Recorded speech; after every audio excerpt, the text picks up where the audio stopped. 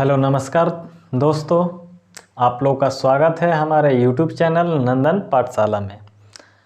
आज की कक्षा में हम लोग चर्चा करने वाले हैं किशोरावस्था के बारे में। जी हाँ, किशोरावस्था जो होती है वो मानव जीवन का सबसे महत्वपूर्ण समय होता है और इसी समय में मानव के शरीर में बहुत सारे ऐसे परिवर्तन होते हैं जिन परिवर्तनों को समझना और उन परिवर्तनों के बारे में जानना हमारे लिए बहुत ही आवश्यक होता है। लेकिन आज की शिक्षा पद्धति में ये सारी बातें हम लोग को नहीं बतलाई जाती है कि किशोरावस्था में हम लोग के अंदर जो मानसिक और शारीरिक परिवर्तन होते हैं इसके पीछे का क्या रीज़न होता है और इन परिवर्तनों का हमारे शरीर पर क्या असर पड़ता है। तो किशोरावस्था के बारे में डिटेल से जानने के लिए हम लोग स्टेप बाय स्टेप इसके बारे में जानेंगे कि किशोरावस्था कहते किसको है, इसका प्रारंभ कब होता है, लड़कों में इसके शुरुआती क्या लक्षण हैं, लड़कियों में इसके शुरुआती क्या लक्षण हैं, शरीर पर इसका क्या प्रभाव पड़ता है, मानसिक इसका क्या प्रभाव होता है, इससे क्या लाभ है, क्या हानि है और इससे क्या निष्कर्ष निकलता है। तो इन सारे टॉपिकों पर हम डिटेल से चर्चा करेंगे। तो आप हमारे साथ वीडियो के अंत तक बने रहिए ताकि आपको भी किशोरावस्था के बारे में सही जानकारी मिल सके। तो पहली बात हम लोग शुरुआत करते हैं किशोरावस्था। जी हाँ, किशोर कहा जाता है उस अवस्था को जिस समय हमारे शरीर में कुछ विशेष ग्रंथियां एक्टिव हो जाती हैं। इस तरह तो जो भी ग्रंथि हम लोग के शरीर में वो सारी ग्रंथियां जन्म से ही हम लोग के शरीर में मौजूद होती है, लेकिन वो काम नहीं करती है। लेकिन एक विशेष उम्र पर आते ही वो क्या होती है कि एकाएक सक्रिय हो जाती है और अपना प्रभाव जो है वो दिखलाने लगती है और उन ग्रंथियों के सक्रिय होने से हम लोग के शरीर में बहुत सारे परिवर्तन होते हैं, बहुत सारी घटनाएं घटित होती है। तो वो कौन सी ग्रंथि है? तो प्रारंभ का जो समय होता है किशोरावस्था का इस तरह से कोई एग्जैक्ट या फिक्स टाइम नहीं है, लेकिन माना जाता है कि 10 से 12 वर्ष की अवस्था में क्या होता है, 10 से 12 वर्ष की उम्र में यह जो है किशोरावस्था शुरू हो जाती है। और जब ये किशोरावस्था शुरू होती है तो किशोरावस्था को शुरू कराने में आखिर अहम भूमिका कौन निभाता है? तो किशोरावस्था को शुरू कराने में हमारे शरीर में जो है अहम भूमिका पिट्यूटरी ग्रंथि निभाती है। जी हाँ दोस्तों, पिट्यूटरी ग्रंथि को हम लोग पीयूष ग्रंथि के नाम से भी जानते हैं। तो इस पिट्यूटरी ग्रंथि के प्रभाव से क्या होता है कि जो लड़के होते हैं और जो लड़कियां होती हैं उन लोगों के शरीर में विशेष प्रकार के हार्मोन्सों का स्राव शुरू हो जाता है। ये पिट्यूटरी ग्रंथि मास्टर ग्लैंड कही जाती है और इसी के प्रभाव से क्या होता है कि जो लड़के होते हैं, लड़कों में क्या होता है कि लड़कों में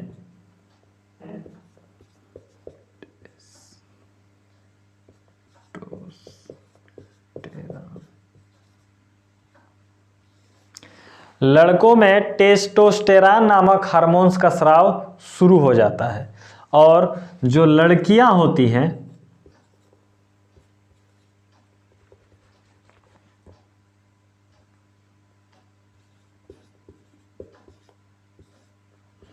तो लड़कियों में क्या होता है कि लड़कियों में जो स्रावित होने वाला हार्मोन है वो है एस्ट्रोजन हार्मोन। लड़कियों में एस्ट्रोजन हार्मोन्स का जो स्राव होता है वो एकाएक क्या होता है, बढ़ जाता है। जी, ये जो दोनों हार्मोन्स है टेस्टोस्टेरॉन और एस्ट्रोजन, तो इन दोनों हार्मोन्सों को लिंग हार्मोन कहा जाता है। तो लिंग हार्मोनों में जो ये टेस्टोस्टेरॉन है ये लड़कों के अंदर स्रावित होता है और जो एस्ट्रोजन हार्मोन्स है ये लड़कियों के अंदर स्रावित होता है। और इनके स्राव से क्या होता है कि उनके शरीर में बहुत सारे जो परिवर्तन है वो होना शुरू हो जाते हैं। जैसे कि यहाँ पर 2 नंबर पर टॉपिक है कि लड़कों में शुरुआती लक्षण।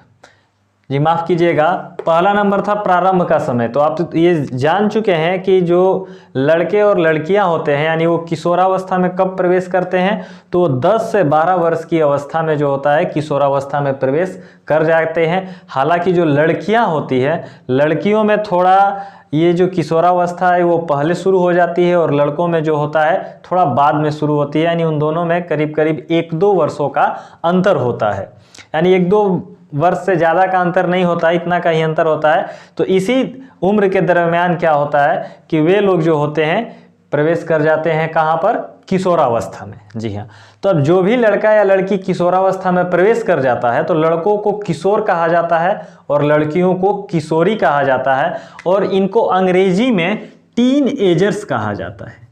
जी हाँ दोस्तों, टीन एजर्स यानी जो लड़के और लड़कियां होती हैं जो कि हम कह सकते हैं किशोर और किशोरी होते हैं, उनको अंग्रेजी में एक शब्द टीन एजर्स के नाम से जाना जाता है।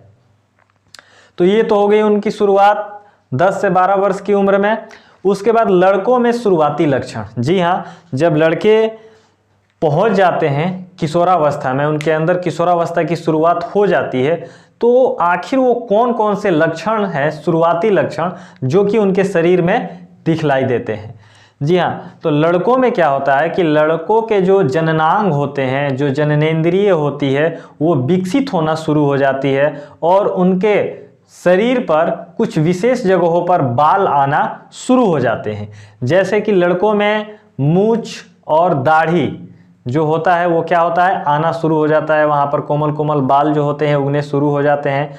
उसके बाद इसको और अच्छी तरह से समझने के लिए आप के सामने हम एक चित्र प्रस्तुत करना चाहते हैं। आप चित्र में देख सकते हैं कि जो लड़के होते हैं किस प्रकार से जब वो किशोरावस्था की ओर आगे की ओर बढ़ते हैं तो उनके शरीर में जो होता है किस प्रकार से परिवर्तन हो रहा है, उनके जो मूंछ और दाढ़ी के जो बाल है वो किस प्रकार से विकसित हो रहे हैं। उसके बाद जो उनके शरीर के दोनों कंधे होते हैं, कंधे के निचले हिस्सों में बाल आना शुरू हो जाते हैं, उनके सीने पर जो होते हैं बाल आना शुरू हो जाते हैं, और उसके बाद उनके जो गुप्तांग होते हैं, गुप्तांगों के अगल बगल जो होता है वो बाल आना शुरू हो जाता है। यानी ये लड़कों में शुरुआती लक्षण है किशोरावस्था का। तो इन सब लक्षणों से हम ये देख सकते हैं कि किस प्रकार से जो है किशोरावस्था लड़कों के अंदर जब आती है तो उनके शरीर में कहाँ कहाँ परिवर्तन होने लगता है। ये तो शारीरिक परिवर्तन हो रहा है, इनका मानसिक परिवर्तन भी है, उसको हम अगले टॉपिक पर चर्चा करेंगे। उसके बाद दूसरे नंबर पर जो है लड़कियों में शुरुआती लक्षण। जी हाँ, जब लड़कियां किशोरावस्था में प्रवेश करती हैं तो लड़कियों के अंदर भी उनके शरीर पर जो होता है इसका बहुत बड़ा प्रभाव पड़ता है, बहुत बड़ा असर होता है, और उनके शरीर में भी बहुत सारे परिवर्तन होने लगते हैं। जैसे मेन परिवर्तनों में लड़कियों के शरीर के भी गुप्तांगों में बाल आना शुरू हो जाते हैं, उनके जो स्तन होते हैं, उनके जो वक्ष होते हैं वो विकसित होना शुरू हो जाते हैं उनके। उसके बाद लड़कियों का एक और जो सबसे बड़ा लक्षण है वो है कि उनका जो मासिक चक्र है वो मासिक चक्र किशोरावस्था से ही शुरू हो जाता है। जी हाँ, मासिक चक्र के बारे में हम इस चैप्टर में आगे चर्चा करेंगे अगले वीडियो में। पूरे डिटेल के बारे में हमें पढ़ना है कि मासिक चक्र क्या होता है। तो यहाँ पर बस ये आप जान लीजिए कि लड़कियों में जो है मासिक चक्र जो होता है वो किशोरावस्था में शुरू हो जाता है। यानी उनके अंदर का यही प्रारंभिक लक्षण है कि जब से उनके शरीर में मान के चलिए कि मासिक चक्र आना शुरू हुआ तो उनके वो जो होती है लड़कियाँ जो होती हैं वो किशोरावस्था में प्रवेश कर जाती हैं। ये उनका शुरुआती लक्षण है। उसके बाद शरीर पर इसका प्रभाव, यानी जब किशोरावस्था शुरू हो जाती है, जब लड़कों के अंदर टेस्टोस्टेरॉन हार्मोन्स और लड़कियों के अंदर एस्ट्रोजन हार्मोन्स स्रावित होना शुरू हो जाते हैं तो शरीर पर इसका क्या प्रभाव पड़ता है। तो शरीर पर इसका बहुत ही व्यापक प्रभाव पड़ता है, क्योंकि ये जो दोनों हार्मोन्स होते हैं ये बहुत ही उत्तेजित हार्मोन्स होते हैं और बहुत ही ऊर्जावान हार्मोन्स होते हैं। इनके स्राव से शरीर में इतनी ज़्यादा मात्रा में एनर्जी रिलीज होती है, हमारा शरीर इतना ज़्यादा एनर्जी को रिलीज करता है कि उतना एनर्जी शायद हमको जीवन के और किसी पड़ाव पर नहीं मिलती है जितनी एनर्जी हमको किशोरावस्था के दौरान मिलती है। जी हाँ दोस्तों, 10 से 12 वर्ष की उम्र से लेकर 18 वर्ष के बीच में जो एनर्जी हमको मिलती है वो एनर्जी हमारे लाइफ में फिर दोबारा कभी नहीं मिलती है, उससे कम मिलती है, उससे ज़्यादा नहीं मिलती है। तो ये जो एनर्जी होती है शरीर पर, इसका बहुत व्यापक प्रभाव पड़ता है। अगर हम इस एनर्जी को सही दिशा में लगाएं तो हम इससे बहुत महान उपलब्धियों को प्राप्त कर सकते हैं, और अगर इस एनर्जी को हमने गलत दिशाओं में लगा दिया, गलत विचारों में लगा दिया, तो इससे हम अपनी बर्बादी भी कर सकते हैं। तो इस दरम्यान हमको संभलना होता है, अपना एक एक कदम सोच समझ कर रखना होता है, ताकि हम जो है अपने रास्ते से भटके ना। शरीर इस दरम्यान क्या होता है कि शरीर पर इसका जो मुख्य प्रभाव है कि किशोरावस्था में, जब किशोरावस्था की शुरुआत हो जाती है तो उस समय क्या होता है कि शरीर का जो होता है चहुमुखी विकास होना चालू हो जाता है। शरीर बहुत तेजी से विकास करता है। जी हाँ, किशोरावस्था को संक्रमण काल के नाम से भी जाना जाता है। मानव जीवन का संक्रमण काल कहलाता है, क्योंकि इस समय शरीर में जो है, मनुष्य के शरीर में बहुत सारी क्रियाएं एक साथ घटित होती है, और उसका शरीर जो होता है चहुमुखी दिशाओं में विकास करता है। उसके शरीर की लंबाई बढ़ती है, शरीर का वजन बढ़ता है, उसकी मानसिक क्षमता बढ़ती है, सोचने समझने की क्षमता बढ़ती है, वैचारिक शक्ति का उसमें विकास होता है, भावनात्मक विकास होता है, सामाजिक विकास होता है। इस तरह से हम कह सकते हैं कि जो एक मनुष्य है वो एक सामाजिक प्राणी में क्या करता है कि प्रवेश करना शुरू कर देता है, अर्थात उसके अंदर का जो लड़कपन था, जो उसके अंदर का बचकानापन था, वो खत्म होने लगता है, और वो एक युवा या युवती के रूप में क्या होता है कि विकसित होने लगता है। इसके साथ ही क्या होता है कि बहुत सारे अन्य लक्षणों को भी देखा गया है किशोरावस्था में। जैसे बहुत सारे लोग परेशान हो जाते हैं कि जो युवा होते हैं, जो लड़के और लड़कियां होते हैं, कि जैसे ही वो किशोरावस्था में प्रवेश करते हैं, तो ऐसा सबके साथ नहीं होता है, लेकिन कुछ लड़के और लड़कियों के साथ होता है कि उनके चेहरे पर पिंपल्स निकलना शुरू हो जाते हैं। जी हाँ दोस्तों, पिंपल्स का मतलब जिसको कि हम मुहासा बोलते हैं। बहुत सारे लड़के या लड़कियों का जो चेहरा होता है वो खराब हो जाता है इन मुहासों को कारण, क्योंकि बहुत ज़्यादा मात्रा में उनके शरीर में क्या होता है कि मुहासे निकल आते हैं। तो इसके पीछे का कारण है कि उनके अंदर ये जो टेस्टोस्टेरोन या एस्ट्रोजन जो हार्मोन्स हैं, ये हार्मोन्स बहुत ज़्यादा मात्रा में स्रावित होने लगते हैं, और बहुत ज़्यादा मात्रा में स्रावित होने के कारण क्या होता है कि उनका शरीर जो होता है वो पिंपल्स या फिर दाने के रूप में क्या होता है कि उनके उभार यानी उनके चेहरे पर दिखाई देने लगता है, जिससे कि उनका जो चेहरा है वो कुछ समय के लिए जो होता है उसकी रौनक जो होती है, वो सुंदरता वो घट जाती है, और इसको लेकर वो बहुत परेशान होते हैं। बहुत सारी दवाइयाँ वो करते हैं, हालांकि इसमें दवाइयाँ ज़्यादा कारगर नहीं होती हैं, क्योंकि ये हमारा एक पड़ाव है, एक चूंकि नेचुरल घटना है। तो ये स्वाभाविक तौर पे जैसे ही क्या होता है कि किशोरावस्था समाप्त होती है, उसके शरीर के यानी चेहरे के ऊपर के जो पिंपल्स होते हैं, जो दाने होते हैं, वो धीरे धीरे खत्म होने लगते हैं। यानी किशोरावस्था का ही ये एक लक्षण है, तो इससे आपको घबराना नहीं चाहिए। ये एक नेचुरल घटना है जो कि सबके साथ घटित हो भी सकती है या नहीं भी हो सकती है। यानी ये जो पिंपल्स निकलते हैं, ये जरूरी नहीं है कि सबके साथ निकले हैं, क्योंकि सबका शरीर की जो प्रकृति होती है, जो बनावट होती है, वो अलग अलग होती है। इस काल के दौरान अर्थात किशोरावस्था के दौरान हमको विशेष ध्यान ये रखना चाहिए कि चूंकि इस समय हमारे शरीर का बहुत ज़्यादा विकास होता है, तो इस समय हमको एनर्जी भी ज़्यादा चाहिए, अर्थात इस समय हमको खान पान पर भी विशेष ध्यान देना चाहिए, जिससे कि हमारा शरीर जो है वो सही तरीके से विकास कर सके और अपनी जो क्रिया है उसे वो पूर्ण कर सके। अगले टॉपिक पर हम लोग पहुँचते हैं, मानसिक प्रभाव। जी हाँ दोस्तों, किशोरावस्था का जो मानसिक प्रभाव होता है, यानी किशोरावस्था के दौरान जो होता है हमारे मन पर उसका क्या प्रभाव पड़ता है, इसके बारे में हम लोग थोड़ा जान लेते हैं। तो चूंकि हमने आपको बतलाया कि किशोरावस्था के दौरान क्या होता है कि हमारा शरीर जो होता है बहुत ज़्यादा मात्रा में एनर्जी को रिलीज करता है। तो बहुत ज़्यादा मात्रा में एनर्जी को रिलीज करने के कारण क्या होता है कि हम बेचैन से हो जाते हैं, क्योंकि इतनी एनर्जी हमको पहले कभी मिली नहीं थी, और इतनी एनर्जी जब हमको मिलती है तो हम बेचैन हो जाते हैं कि इस एनर्जी का हम कहाँ उपयोग करें। इस एनर्जी के कारण क्या होता है कि बहुत सारे लोगों में डिप्रेशन की समस्या आ जाती है, बहुत सारे लोग तनाव में चले जाते हैं, या बहुत सारे लोग समझ नहीं पाते हैं कि हम करें तो क्या करें। तो इस कारण से क्या होता है कि बहुत सारे जो लोग होते हैं वो गलत कदम भी उठा लेते हैं। लोग कहने का मतलब यहाँ एक वयस्क व्यक्ति नहीं, जो बालक और बालिकाएं होती हैं, यानी जो लड़के और लड़कियां होते हैं, वो गलत भावनाओं की दिशाओं में भी बह सकते हैं, क्योंकि इसी दरमियान क्या होता है कि इसका एक मानसिक जो सबसे बड़ा प्रभाव है किशोरावस्था का, वो सबसे बड़ा प्रभाव ये है कि जो लड़के और लड़कियां होती है अर्थात विपरीत लिंगों के प्रति क्या होता है कि अनायास ही आकर्षण उत्पन्न हो जाता है। जी हाँ, जो लड़के और लड़कियां होते हैं वो न चाहते हुए भी क्या होता है कि एक दूसरे की ओर आकर्षित होने लगते हैं। ये मानसिक प्रभाव के कारण होता है, और चूंकि ये जानबूझकर कोई करता नहीं है, ये प्राकृतिक क्रिया है, और ये प्राकृतिक क्रिया का सबसे बड़ा जिम्मेवार ये जो हार्मोन्स है, ये हार्मोन्स के कारण ही क्या होता है कि जो लड़के होते हैं वो लड़कियों में ज़्यादा रुचि लेने लगते हैं, और जो लड़कियां होती है वो लड़कों में ज़्यादा रुचि रखने लगती है। तो इस प्रकार से क्या होता है कि उनके बीच जो है आकर्षण का जो क्या कहा जाए, जो आकर्षण होता है वो आकर्षण ज़्यादा प्रगाढ़ होने लगता है, और ये आकर्षण ही आगे चल करके क्या होता है कि बहुत सारे लोगों में क्या होता है कि प्रेम के रूप में बदल जाता है।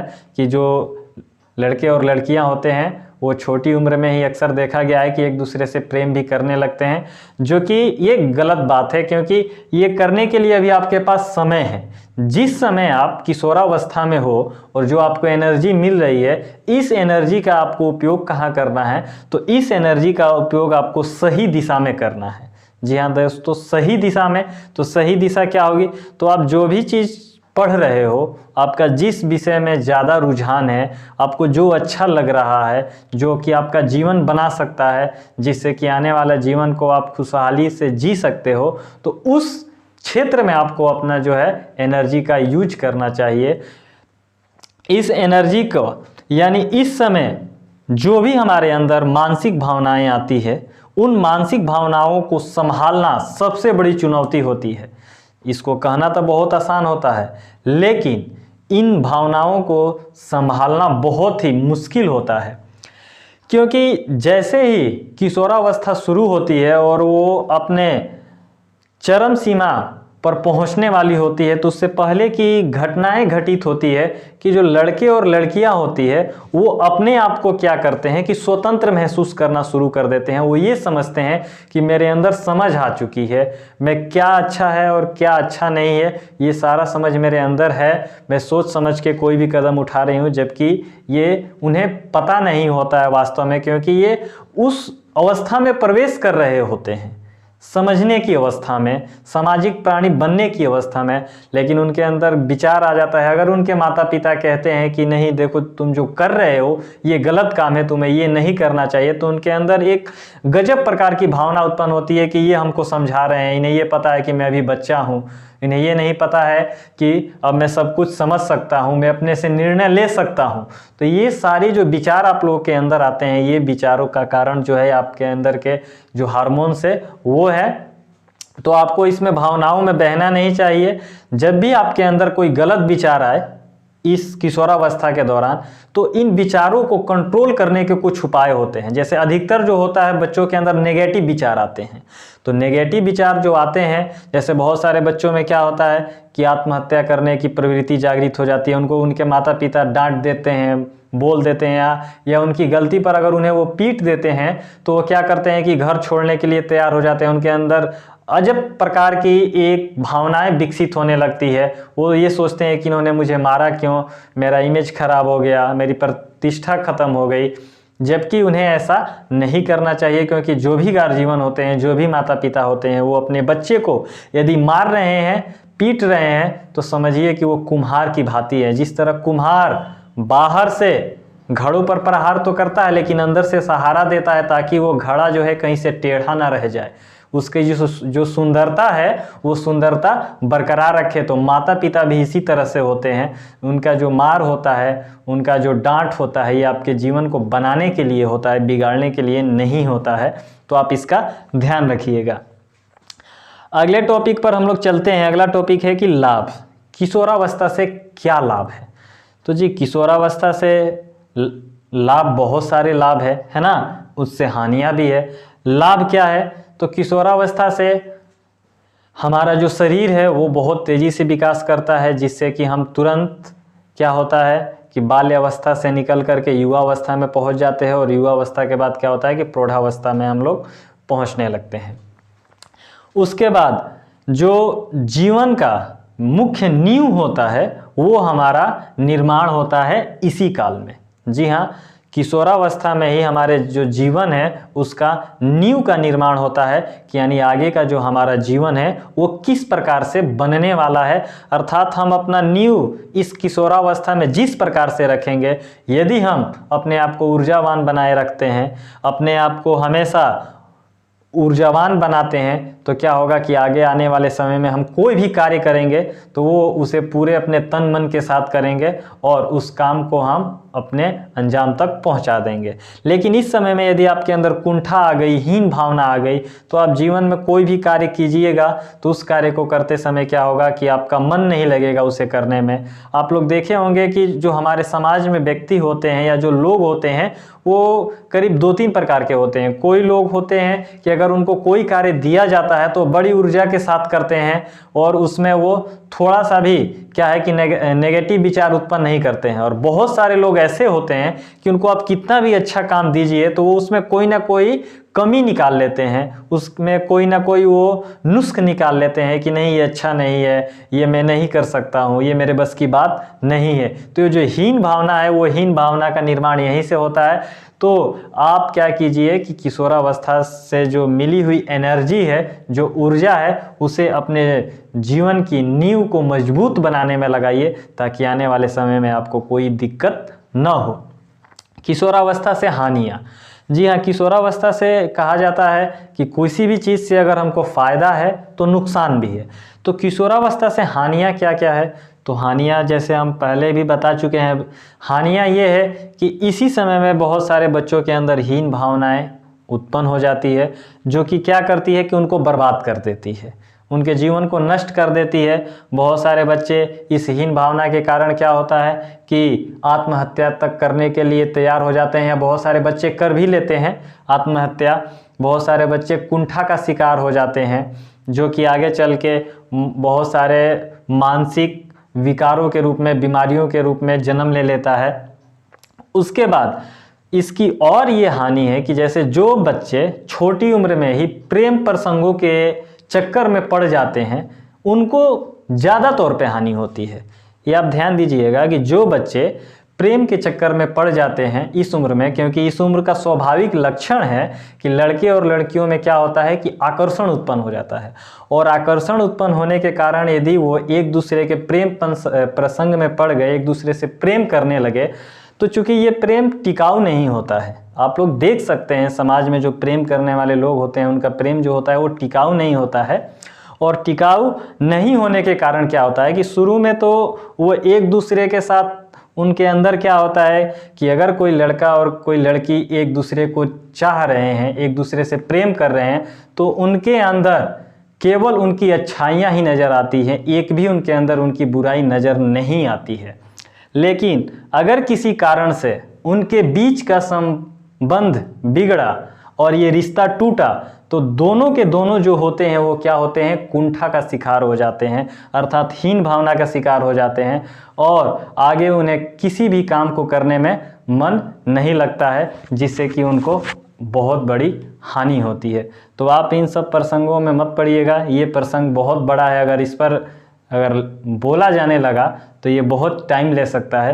तो इसलिए इससे हम आगे बढ़ते हुए अगले चैप्टर पे चलते हैं। अगला हम लोग का है निष्कर्ष। तो इससे क्या निष्कर्ष निकलता है, अर्थात निष्कर्ष का मतलब कि ये जो किशोरावस्था के बारे में हमने जाना, इससे क्या निष्कर्ष निकलता है कि ये हमारे शरीर को किस प्रकार से व्यवस्थित करता है, यानी हमारे शरीर को किस प्रकार से व्यवस्थित करके आगे की ओर, यानी हमारा जो जीवन जीने की अगली पीढ़ी है, अगला जो हमारा कदम है, उसको निर्धारण करने में अहम भूमिका निभाता है। उसके बाद इन सबको जानने के बाद हम कुछ एक्स्ट्रा बातें भी जानते हैं जिसके बारे में आपको जानना चाहिए। जैसे कहा जाता है कि प्रकृति में कुछ भी जो होता है वो मतलब 100 में 100% नहीं होता है, उसमें कुछ खामियां होती है, और क्या होता है कि उसमें उसकी कुछ खामियां होती है और वो जो होता है कुछ नियम को पालन नहीं करता है।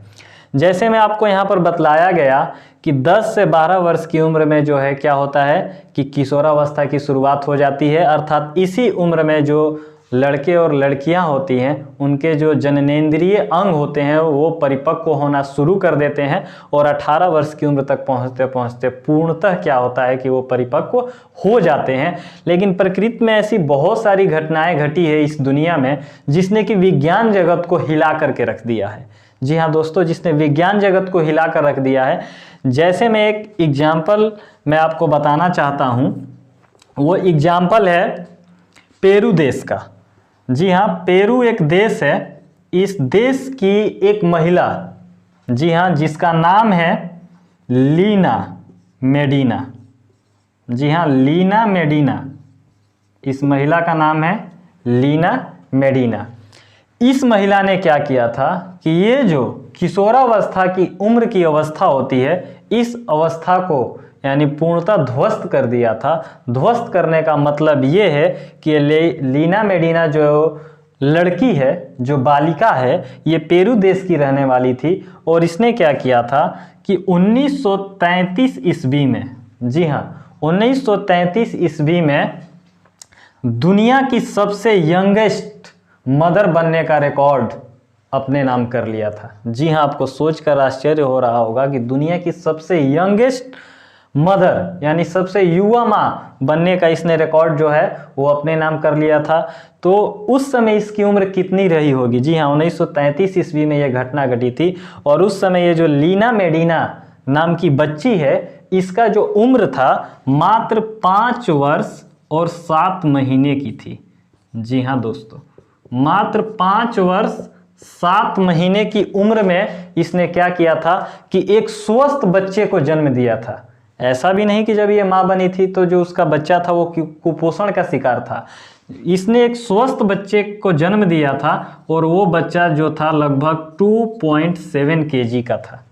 जी हाँ, लीना मेडिना ने 1933 ईस्वी में 5 वर्ष 7 महीने की उम्र में 2.7 kg बेबी को जन्म दिया, यानी बच्चे को जन्म दिया। और उस समय क्या हुआ कि दुनिया के जो डॉक्टर हैं वो डॉक्टर शॉक हो गए, आश्चर्य में पड़ गए कि ऐसा कैसे हो सकता है, क्योंकि मनुष्य में जो है युवा अवस्था 10 से 12 वर्ष में शुरू होती है। यानी इस समय उसके शरीर में क्या होता है कि इन हार्मोन्सों का स्राव होना शुरू होता है और तभी जाकर के उनके शरीर में क्या होता है कि जो लैंगिक क्रियाएं हैं, जो लैंगिक चक्रीय क्रियाएं हैं वो शुरू होती है। लेकिन ये बच्ची जो है लीना मेडिना 5 वर्ष 7 महीने में ही माँ बन गई।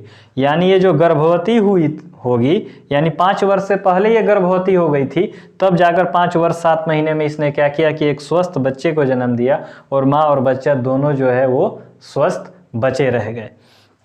तो प्रकृति में ऐसी बहुत सारी घटनाएं घटित होती है जिसको कि हम पढ़ते हैं, सुनते हैं, जानते हैं, लेकिन कोई कोई घटना हमारे सामने ऐसी आती है कि जो कि पिछले बनाए गए सारे नियमों को ध्वस्त कर देती है। लेकिन ऐसा सबके साथ नहीं होता है, ऐसा किसी किसी के साथ होता है। तो ये जो है सबसे यंगेस्ट मदर का रिकॉर्ड इसके नाम था। इसके रिकॉर्ड को अभी तक किसी ने तोड़ा नहीं है। इसके बाद बहुत सारी और भी बच्चियां हैं जिन्होंने कि 7 साल की उम्र में, 8 साल की उम्र में, 9 साल की उम्र में क्या किया है कि वो भी माँ बनी है। इस तरह के और भी बहुत सारे रिकॉर्ड है, जैसे कि एक सबसे यंगेस्ट ग्रैंड मदर का रिकॉर्ड। जी हाँ दोस्तों, सबसे यंगेस्ट ग्रैंड मदर का रिकॉर्ड जो है यानी सबसे कम उम्र में नानी बनने का रिकॉर्ड एक महिला ने अपने नाम किया था। वो मात्र जो है 19 वर्ष की उम्र में क्या है कि माँ बन गई थी।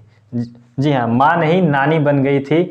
अर्थात वो जो महिला थी उसने मात्र 9 वर्ष की उम्र में क्या किया था कि एक लड़की को जन्म दिया था और जिस लड़की को उसने जन्म दिया उस लड़की ने फिर अगले क्या किया कि 10 वर्ष में एक बच्चे को जन्म दे दिया। यानी इस प्रकार से वो क्या बन गई, नानी बन गई मात्र 19 वर्ष की उम्र में। तो इस तरह से हमारे दुनिया में नए नए रिकॉर्ड जो है वो बनते रहते हैं, टूटते रहते हैं। तो चलिए, इस प्रकार से हम लोगों ने किशोरावस्था के बारे में समझा, जाना। अगर इससे रिलेटेड आपके मन में कोई प्रश्न आ रहा हो तो आप निसंकोच कमेंट बॉक्स में आप अपने प्रश्न पूछ सकते हैं। उन प्रश्नों का हम जो है जवाब देने की कोशिश करेंगे। और अगर आपको ये वीडियो पसंद आया हो तो वीडियो को लाइक कर दीजिए और हमारे चैनल को सब्सक्राइब कर लीजिए, ताकि जनन चैप्टर से आने वाले और भी अगले जितने भी टॉपिक हैं उन सारे टॉपिकों के बारे में हम और भी विस्तृत तरीके से और भी बढ़िया तरीके से व्याख्या कर सके, आपको आसान से आसान शब्दों में समझा सके, ताकि आपके एग्ज़ाम में आने वाला कोई भी सवाल जो है वो छूटे नहीं। धन्यवाद।